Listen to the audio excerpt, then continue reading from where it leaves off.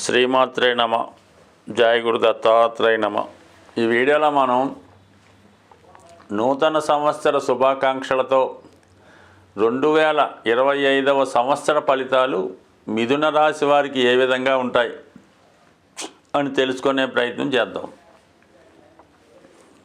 మిథున రాశి వారికి ఈ సంవత్సర ప్రారంభంలో అంటే జనవరి 1వ తారీఖు నాటికి ఉన్న గ్రహస్థితి 12వ స్థానంలో గురుగ్రహ సంచారం, 9వ స్థానంలో శని భగవానుడు, దశమంలో రాహు, చతుర్థంలో కేతువు. మరి ఫిబ్రవరి 4వ తారీఖు వరకు గురువు వ్యయస్థాన సంచారం వల్ల జాతకుడికి ఏంటంటే ప్రతిదీ కూడా డబల్ ఎక్స్పెండిచర్ జరుగుతూ ఉంటుంది. ఒక 100 రూపాయలు ఖర్చు పెట్టే చోట 200 అవసరం అవుతూ ఉంటుంది. అలాగే ప్రతిదీ కూడా ఇంపార్టెంట్ అయిన ఖర్చుగానే కనబడుతూ ఉంటుంది అన్నమాట.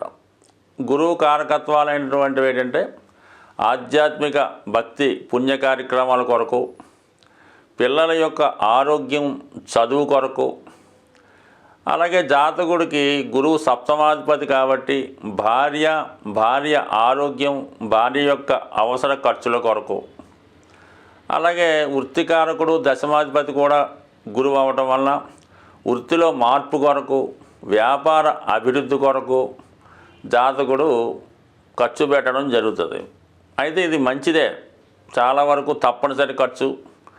మరి వక్ర గమనంలో ఉండడం వల్ల ఏంటంటే 1-2 సార్లు చేయవలసి ఉంటుందన్నమాట. ఏదో ఒక హాస్పిటల్లో చూపించాం, పిల్లవాడికి బాగలేదు, చూపించాం, సరే ఒక 10,000 అయింది, అయితే దాంతో సరిపోదన్నమాట.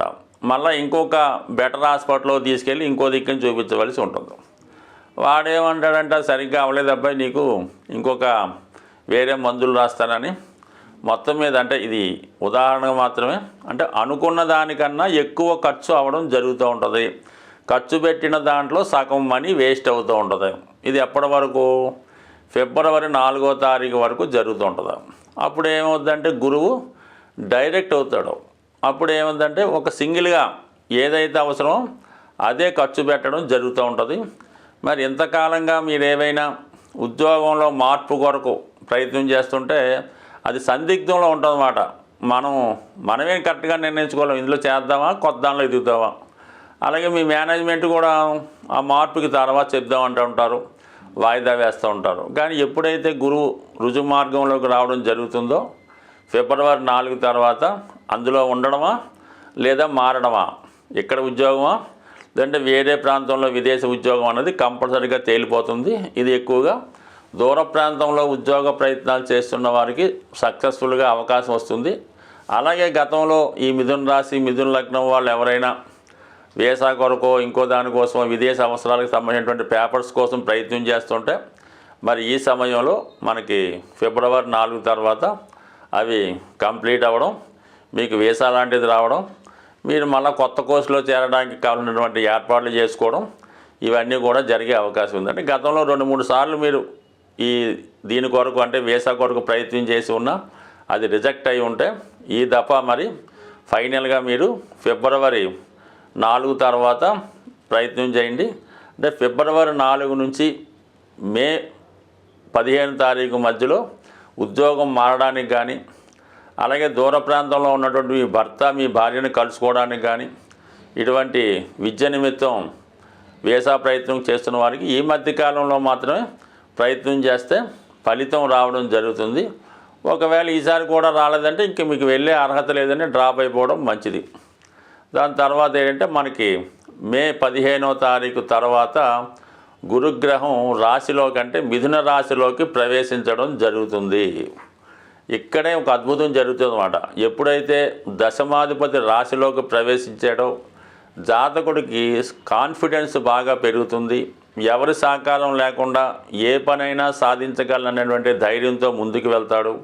వ్యక్తిగత సామర్థ్యం పెరుగుతుంది. అతనికి ఒక దైవబలం వచ్చినట్టు అనుభూతి కలుగుతూ ఉంటుంది అన్నమాట. అంటే ఏదన్నా ఒక మంత్ర సాధన చేస్తున్నాం అనుకోండి, ఒక చాలా సంవత్సరాలుగా మంత్ర సాధన చేస్తుంటే ఒకేసారి ఆ మంత్ర ఫలితం జాతకుడికి రావడం వల్ల అతనిలో ఎంత విద్వత్తు, ఎంత కాంతి, ఎంత ధైర్యం కలుగుతుందో అంత ధైర్యంతో జాతకుడు తన యొక్క సామర్థ్యాన్ని నిరూపించుకుంటాడు. దైవభక్తి, దైవశక్తి పెరుగుతూ అతన్ని ఏదనుకుంటే జరిగే విధంగా ఈ గురువు ప్రభావం కనబడుతూ ఉంటుంది.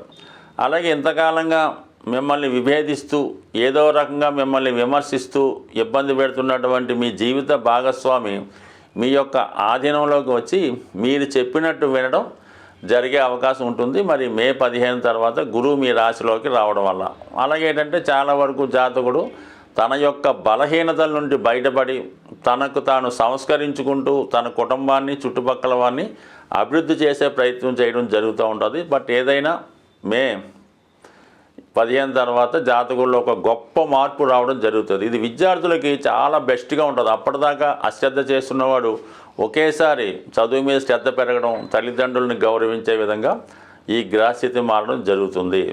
ఇక దాని తర్వాత శని భగవానుడు 9వ స్థానంలో శని భగవానుడు రుజుమార్గంలోనే ఉండడం జరిగింది. మరి మార్చి 29వ తారీఖున దశమ స్థానంలోకి రావడం జరుగుతూ ఉంటుంది. ఇప్పుడు ఇక్కడ మరి ఎప్పుడైతే భాగ్యాధిపతి దశమ స్థానంలోకి రావడం వల్ల జాతకుడికి ఒక విధమైనటువంటి భాగ్య రాజ్యాధిపతి యోగం యాక్టివేట్ అవ్వడం వల్ల వృత్తిలో ప్రమోషన్ రావడం కానీ, వృత్తిలో గౌరవం పెరగడం కానీ జరుగుతూ ఉంటుంది.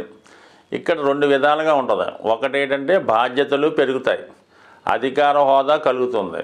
ఇక్కడ మళ్ళీ శని భగవానుడికి అష్టమ స్థానాధిపత్యం కూడా ఉండడం వల్ల జాతకుడికి అనూహ్యంగా ఉద్యోగంలో మార్పు కూడా రావచ్చు. అంటే ఒకేసారి ఉన్న ఉద్యోగాన్ని విడిచిపెట్టి ఇంకా వేరే ఉద్యోగానికి వెళ్ళవలసి రావడం కానీ, జాతకుడికి నచ్చక ఉద్యోగాన్ని మానివేయడం కానీ జరగవచ్చు. ఇది ఒక యాంగిల్. ఇంకొక యాంగిల్ ఎలా ఉంటుందంటే అప్పటిదాకా మీకు మీ యొక్క సంస్థకి అధినేతగా ఏ డైరెక్టర్గానో ఎండీగానో ఉన్నవాడు ఏదో కారణం వల్ల తప్పుకోవడం వల్ల మీరు ఆ పోస్ట్లోకి టెంపరీగా రావడం జరుగుతూ ఉంటుంది. అంటే ఒక మున్సిపల్ స్థాయిలో ఉంటే మున్సిపల్ కమిషనర్ గాను, మీరు ఒక కౌన్సిలర్గా ఉంటే చైర్మన్ గాను ఆ టెంపరీగా మీకు అధికారం రావడం జరుగుతూ ఉంటుంది. దాని తర్వాత మళ్ళీ కొంతకాలానికి మీరు అందులో రుజువు చేసుకుంటే మీరే ఆ పదవిలోకి కంటిన్యూ అయ్యే విధంగా శని భగవానుడు రావడం జరుగుతుంటుంది. అంటే ఇప్పుడు ఏమవుతుందంటే మీకు మీ యొక్క గతంలో చేసుకున్నటువంటి మీ ప్రయత్నాలు, పనులు, మీ యొక్క చర్యలను బట్టి అనూహ్యంగా జీవితంలో చాలా పైకి ఎదగవచ్చు. లేదా ఒకేసారి మీరు డౌన్ఫాల్ అయ్యి మొత్తం మీ యొక్క వ్యాపార సంస్థని శుభ్రంగా క్లోజప్ చేసి మళ్ళీ తిరిగి ఉద్యోగానికో కొంతకాలం విరామమో తీసుకునే విధంగా ఈ శని భగవాను యొక్క స్థితి ఉంటుంది. కాబట్టి ఏదన్నా శని భగవానుడు ఎప్పుడు గతంలో జరిగిపోయిన దానికి ఫలితాన్ని ఇవ్వడం జరుగుతుంటుంది. కాబట్టి దాన్ని బట్టి మీ ఫలితం ఆధారపడి ఉంటుంది. బట్ ఏది ఏవైనా మార్చి 29 తర్వాత వృత్తిలో అనూహ్యంగా మార్పు మాత్రం తప్పనిసరిగా వచ్చే అవకాశం ఉంటుంది. దీనికి జాతకుడు ప్రిపేర్గా ఉండడం మంచిది. అంటే ఏ గ్రహం ఎక్కడికి వచ్చినా ఫలితం ఇస్తుందా ఇవ్వదా పక్కన పెడితే కర్మస్థానం అయినటువంటి దశమ స్థానంలోకి రావడం వల్ల కంపల్సరీగా ఆ ఫలితం రావడం జరుగుతుంది. బట్ ఏదైనా కనీసం వృత్తిలో ట్రాన్స్ఫర్ కానీ, వృత్తిలో మార్పు కానీ, అభివృద్ధి కానీ, ఫెయిల్యూర్ కానీ వచ్చే అవకాశం ఉంటుంది ఖచ్చితంగా ఈ మిథున రాశి వారికి. ఇక రాహువు, కేతువు 4వ స్థానంలో కేతుగ్రహ సంచారం. ఇంచుమించుగా మే 18వ తారీఖున కేతువు వక్ర గమనంలో సింహరాశిలోకి రావడం జరుగుతుంది. అంటే 3వ స్థానం అన్నది విక్రమస్థానం, కేతువుకి సింహరాశి మిత్రస్థానం. ఏదైనా ఒక రాజ్యాధికారం ఉన్నటువంటి సింహరాశిలోకి కేతువు రావడం వల్ల జాతకుడు యొక్క కాన్ఫిడెన్స్ లెవెల్స్ చాలా విపరీతంగా పెరుగుతాయి. మంచి సలహాలు ఇవ్వడం, మంచివారు చెప్పింది వినడం జరుగుతూ ఉంటుంది. ఏదైనా ఇవన్నీ కూడా జాతకుడికి మరి 2025వ సంవత్సరంలో వృత్తిపరమైనటువంటి మార్పులు రావడం జరుగుతుంది. జాతకుడి యొక్క వ్యక్తిగత సామర్థ్యం పెరుగుతుంది. గతంలో కన్నా ఒక 10 టైమ్స్ తన యొక్క అభివృద్ధి రావడం జరుగుతూ ఉంటుంది. మొత్తం మీద కేతువు కూడా అనుకూలంగా రావడం జరుగుతుంది. మరి కేతువు అగ్నితత్వ గ్రహం, అగ్నితత్వ రాశిలోకి రావడం వల్ల కొన్ని తొందరపాటు నిర్ణయాలు, సడన్గా నిర్ణయం తీసుకోవడం జరుగుతూ ఉంటుంది. అంటే కొన్ని సందర్భాల్లో ఓవర్ కాన్ఫిడెన్స్ అవుతూ ఉంటుంది అన్నమాట. అందుకని ఒకసారి ఏదన్నా ఒక యాక్షన్ తీసుకునే ముందు, ఒక పని ప్రారంభించే ముందు కొద్దిగా జాగ్రత్తగా ఆలోచించి నిర్ణయం తీసుకుంటే మంచిది. ఇక దశమంలో ఉన్నటువంటి రాహువు 9వ స్థానంలోకి రావడం జరుగుతుంది మే 18న. భాగ్యస్థానంలోకి రాహు రావడం వల్ల జాతకుడు కొన్ని రూల్స్ని డివియేట్ చేసే ప్రయత్నం జరుగుతూ ఉంటుంది. అప్పుడు దాకా సాంప్రదాయంగా ఉన్నవాడు కొద్దిగా దాని సాంప్రదాయ విరుద్ధంగా ప్రవర్తించడం, అప్పటికప్పుడు పనులు పూర్తయ్యే విధంగా దాన్ని సంస్కరించడం, సర్దుబాటు చేయడం కూడా జరుగుతుంటుంది.